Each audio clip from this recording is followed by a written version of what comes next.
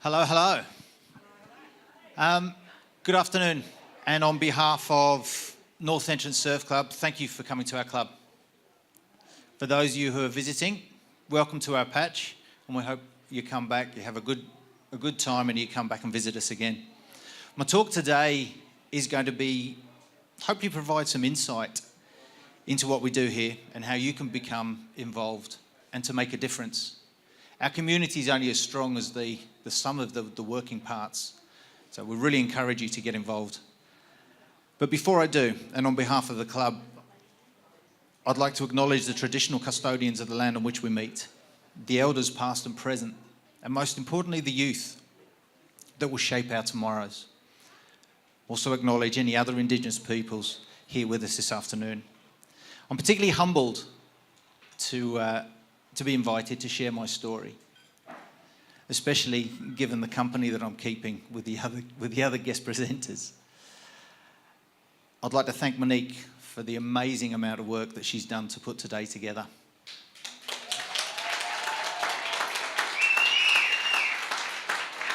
She's an amazing woman with a massive, massive future, and I wish her all the best.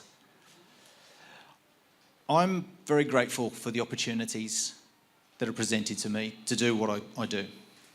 I'm the beneficiary of a very supportive and tolerant wife. Firstly, often affectionately referred to as the Minister of Love, War and Finance. But she manages just about everything within the household, and she wrangles the kids so I can wear my different hats and do the things that I do on different weekends of the month. I moved to Australia just before Christmas in '99. And I followed my sweetheart from sunny Wales. And contrary to popular belief, Wales isn't particularly sunny most of the time, which is why I find myself here. And we've made this our home. And we've been part of the North Entrance family for the last 5 years. My motivation for much of my professional and my personal choices stem from my father's influence. His work in special education and volunteering with the Marine Rescue team back home has rubbed off. As a young boy growing up in Wales, one of my earliest jobs and responsibilities was to get the Land Rover out, hitch the horse box, load up the horses and attack for the riding for the Disabled Association at Dad's school. Come rain, hail, shine, snow. There were even days when we had to melt the diesel in the diesel tank of the Land Rover because it was that cold. And it bordered on cruelty, I have to say, and I'm sure if child services were involved, there'd have been a few questions to answer. But despite my parents' protestations, and they were both teachers, I finished my degree and I went on to teacher training, during which time I met a wonderful woman and followed her here to the other side of the world. For the last 16 and a half years, I've proudly been part of the surf lifesaving movement, starting out at Toowoomba Bay, as they were the only club that were running a bronze medallion course at the time, and I needed it for my job as a PE teacher at St. Peter's College. And I stayed there for a great number of years. And when my children were of Nipper's age, we came across here, and we joined this family. And here we've become firmly entrenched, working on the family allergy associated with sharks. We don't talk about them. We're a small club, but we're a proud club, and we're part of a wider organisation, the Peak Coastal Water Safety, Drowning Prevention and Rescue Authority that is Surf Lifesaving Australia. Doing our part in reducing coastal drownings by 50% as part of the Australian Water Safety Strategy. This is achieved through the training that happens with the rookies and with the nippers that I'm a very, very proud participant in every Sunday, to the wider business of keeping an eye on people in and around the water. The information from the 2018 National Coastal Safety Report put out by the Surf Lifesaving Association shows that 45%,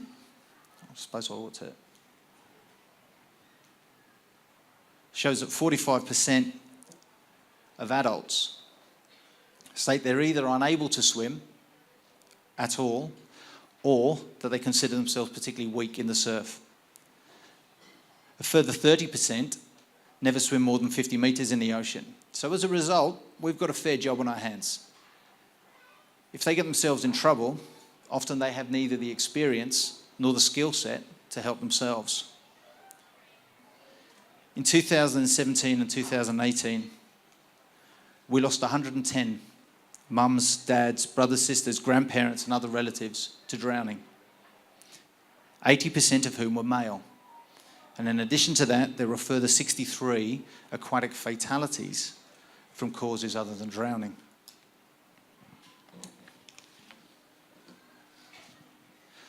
Royal Life Saving Society published a further report averaging that 282 people per year drown, with a further 474 hospitalised due to non-fatal drowning. These are attributed to rip currents, boating accidents, rock fishing and watercraft drownings, which is all a little bit sobering, and I don't want to get you too down, but this is the reason why we do what we do. It's important. It's important that people get home to their families. Whilst the loss of life is immeasurable, there is a massive financial cost associated to the community too. Estimates are drawn from considerations around ongoing healthcare, particularly in non-fatal drownings, coronial inquests, search and rescue, and lost productivity from both fatal and non-fatal drowning. This equates for each person, and this figure surprised me when I was researching it, to $4.64 million per person. This is based on extrapolation of data of what they provide to the community in terms of long-term economic growth. The good news, and we need some good news after that, is that on the Central Coast we had 0 drownings last year, which is really, really good. All the preventative work that we do at the beach has accounted for very few incidents. At North Entrance, we're very, very proud of our contribution. And whilst we haven't had a lot of rescues, if you compare our statistics to other surf clubs, it's because we keep a good eye on the beach and we try and head things off as quickly as we can. Wearing my other hat and the uniform that I'm wearing today, I'm a member of Marine Rescue Central Coast.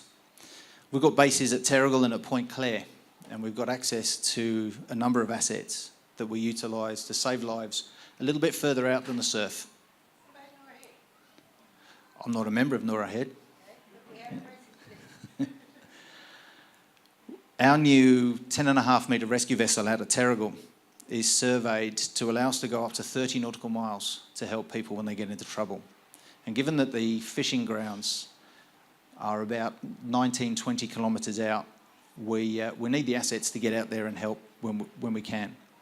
I also get to train on other assets like Tina the jet ski that you'll see parked up outside. And the best thing is I don't have to pay for fuel or repairs either. It's all very important stuff. The entire New South Wales coastline is covered with a network of ocean and inland waterway bases. There are 44 in total. And to match that, we have a radio network. And overall, we have over 3,000 volunteers to man the facilities 52 weeks a year and have a rescue capability 24 hours a day, 7 days a week.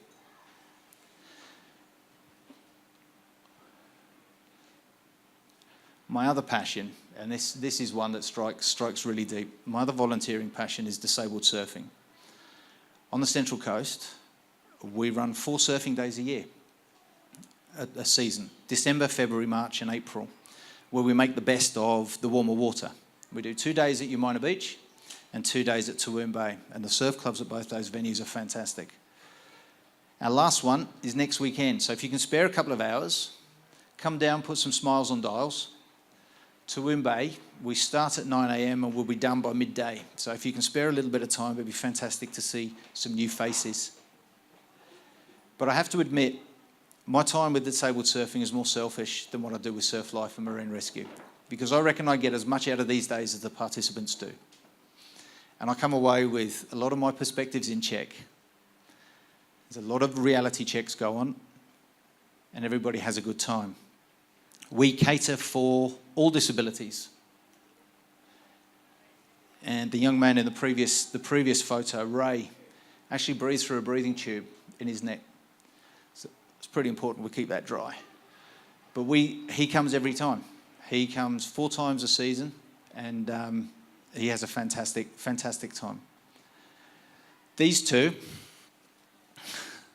Pete is my special mate. On my right-hand side, he's a true character, and he's always chasing the ladies. His smile here is less to do with the surfing and more to do with the fact that all the ladies were waiting for him on the sand, waiting for a photo opportunity. And young Jerome, who we see regularly too, we've really struggled to get him out of the water, and that's his grandma, that's his carer. His grandmother, he's hanging around her neck, and he has an absolute blast. So there you have it. There are the things that I do and the reasons why. I'm so fortunate to spend time with some amazing people doing some awesome things. I learn something new every time I'm with them. From the Langs, the true watermen here at North Entrance Surf Club, led by Cole and his 60 years of service, and that's amazing.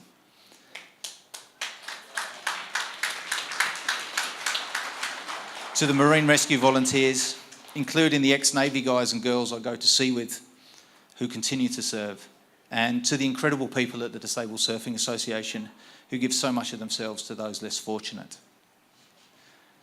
The underlying reason is terribly cliche, and I make no apology for it at all.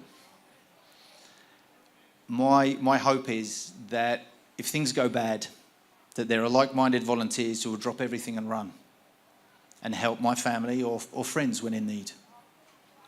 So I encourage you to get involved,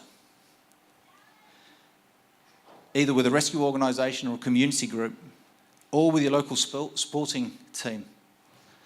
The Killarney soccer boys would lynch me if I didn't mention the Killarney Cripples, Upper Terriers, and as a player and a coach, it's an ideal way of spending time with kids and giving back to the community. So you never know what you can do until you put yourself out there. And I'll finish with a quote, because a lot of people find it intimidating being involved in a rescue organisation. And there are lots of jobs for lots of people. You don't have to be gung-ho, you don't have to be someone who charges into the surf. There's a Fred Rogers quote. Now, Fred Rogers was a famous US children's TV host. And this resonates with me quite strongly. When I was a boy and I would see scary things in the news, my mother would say to me, "Look for the helpers. You'll always find people who are helping." Ladies and gentlemen, good luck and stay safe. Thank you.